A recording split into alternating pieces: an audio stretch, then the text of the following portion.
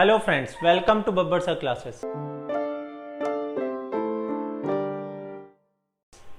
आज हम पढ़ेंगे फंक्शनल स्ट्रक्चर और उसके एडवांटेजेस एंड डिसएडवांटेज। ठीक है, लास्ट क्लास में हमने क्या किया था, इंपॉर्टेंस। आज हम करेंगे फंक्शनल स्ट्रक्चर। फंक्शनल स्ट्रक्चर देखो दोस्तों, नाम से ही क्या लग रहा है, फंक्शनल मीन्स फंक्शन।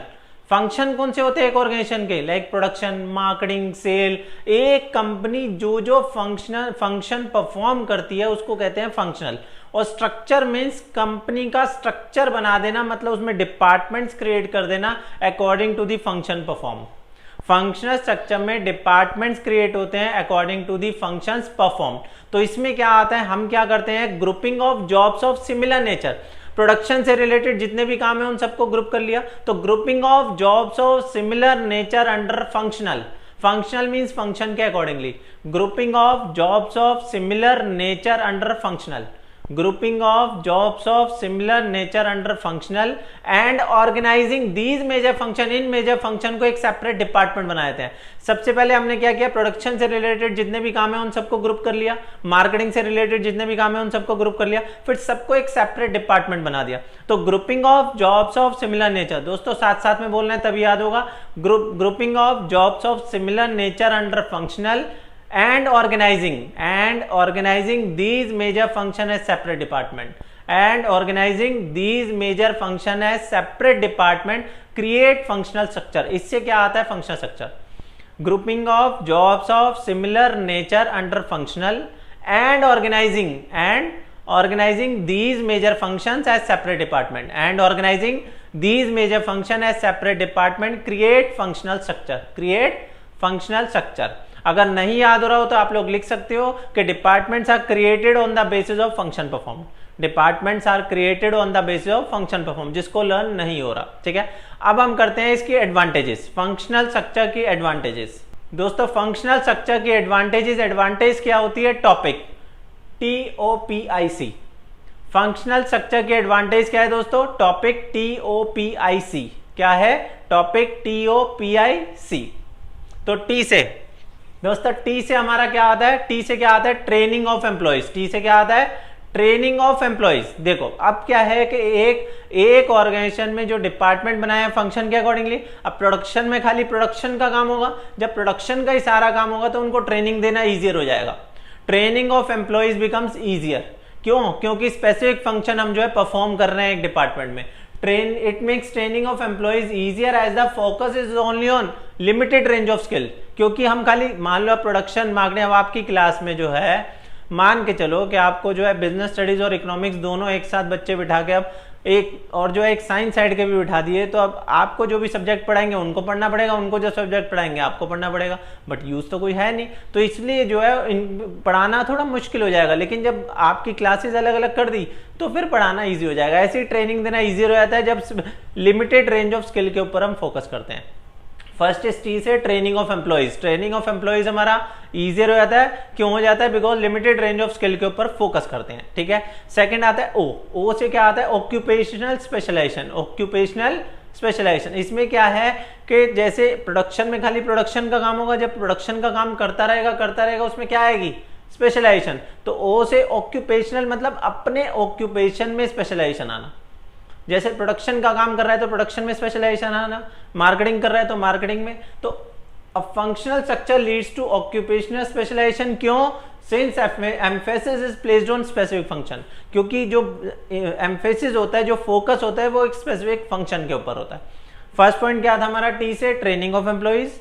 ओ से क्या आता है, ऑक्यूपेशनल स्पेशलाइजेशन। पी से क्या आता है, promotes control and coordination. P से क्या आता है दोस्तों, प्रमोट्स कंट्रोल एंड कोऑर्डिनेशन। ध्यान देना, एक डिपार्टमेंट के अंदर कंट्रोल एंड कोऑर्डिनेशन इजियर हो जाता है। एक डिपार्टमेंट के अंदर कंट्रोल एंड कोऑर्डिनेशन इजियर हो जाता है। तो it promotes control and coordination within a department. लिखना जरूरी है, विद इन अ डिपार्टमेंट। क्यों, because similar task is being perform. एक ही टास्क तो परफॉर्म कर रहे हैं, प्रोडक्शन में प्रोडक्शन का ही तो काम कर रहे हैं। तो फर्स्ट क्या था हमारा, टी से ट्रेनिंग ऑफ एम्प्लॉइज, ओ से ऑक्यूपेशनल स्पेशलाइजेशन, पी से प्रमोट्स कंट्रोल एंड कोऑर्डिनेशन। अब करते हैं आई से क्या होता है दोस्तों, आई से क्या आता है दोस्तों, इंक्रीज एफिशिएंसी। अब क्या है कि एक जैसे प्रोडक्शन में खाली प्रोडक्शन का काम होगा तो इससे क्या increases managerial and operational. Manager की और ऑपरेशनल मतलब काम करने की दोनों एफिशिएंसी इंक्रीज हो जाएगी।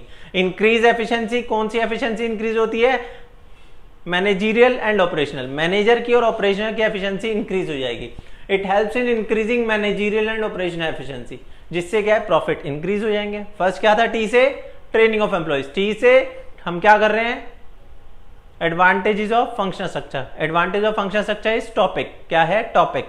टी से ट्रेनिंग ऑफ एम्प्लॉइज। ओ से ऑक्यूपेशनल स्पेशलाइजेशन। पी से promotes control and coordination within a department. I से इंक्रीज एफिशिएंसी। आई से increase efficiency.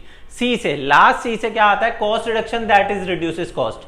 Cost reduction that is reduces cost. Topic C से क्या आता है? Cost reduction that is reduces cost. इसमें क्या है? फंक्शन स्ट्रक्चर से डुप्लीकेशन एफर्ट अवॉइड होता है, कॉस्ट कम हो जाती है।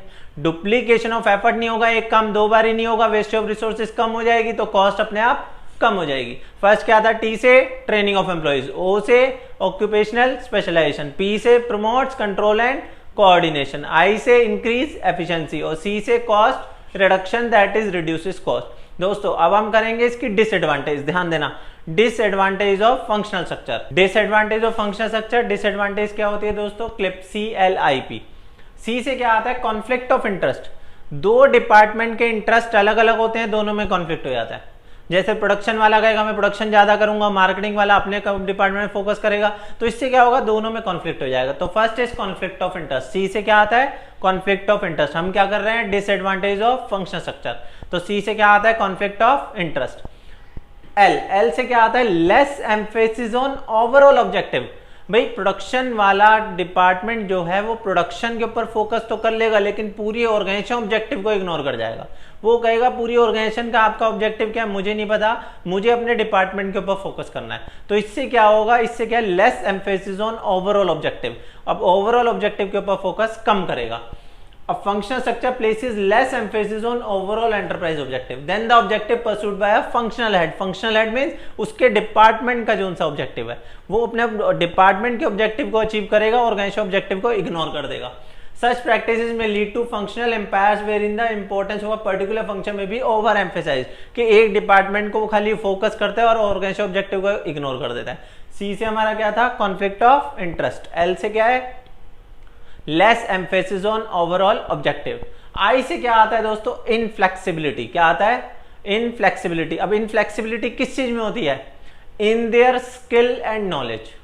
इनफ्लेक्सिबिलिटी किस में होती है दोस्तों? In their skill and knowledge. कि जैसे प्रोडक्शन वाले को खाली प्रोडक्शन का स्किल आता है, मार्केटिंग वाले को मार्केटिंग का स्किल आता है, तो उसका क्या एक नैरो पर्सपेक्टिव हो जाता है, सोचने का जो सा उसका तरीका होता है थोड़ा कम हो जाता है, नैरो पर्सपेक्टिव।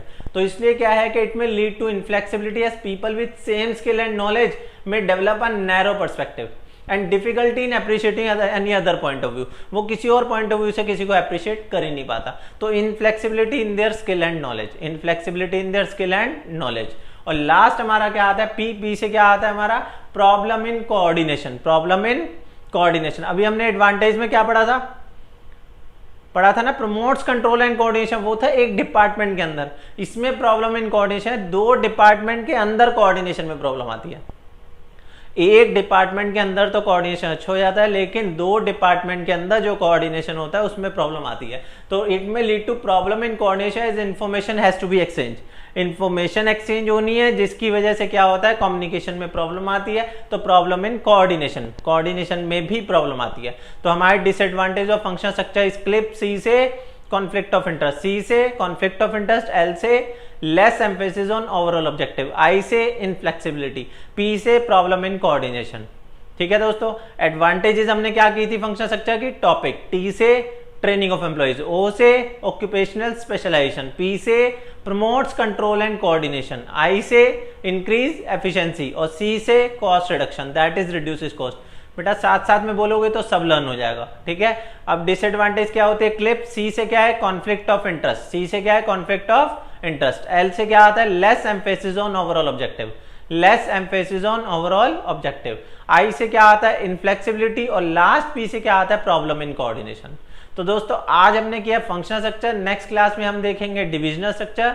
ठीक है दोस्तों, मैं फिर कह रहा हूं, मैं अपने डिस्क्रिप्शन में सारे जो है नोट्स देता हूं, आप लोग कॉपी कर सकते हैं। अगर आपको कोई पर्टिकुलर टॉपिक के लिए वीडियो चाहिए, आप लोग कमेंट करके बताइए, मैं उस टॉपिक के ऊपर आपको वीडियो जल्दी भेज दूंगा, जिससे आपका वो टॉपिक जो है इजीली वे में क्लियर हो जाए। ठीक है दोस्तों, लर्न करवाने की पूरी BST की जिम्मेवारी मेरी है। ठीक है, आप खाली वीडियोस देखते रहिए, अपने आप सब लर्न होना स्टार्ट हो जाएगा। बट हर एक पॉइंट के साथ आपको बोलना जरूर है। अगर आप साथ साथ में बोलेंगे तो रिवीजन अपने आप होती रहेगी। ठीक है दोस्तों, ओके, मिलते हैं।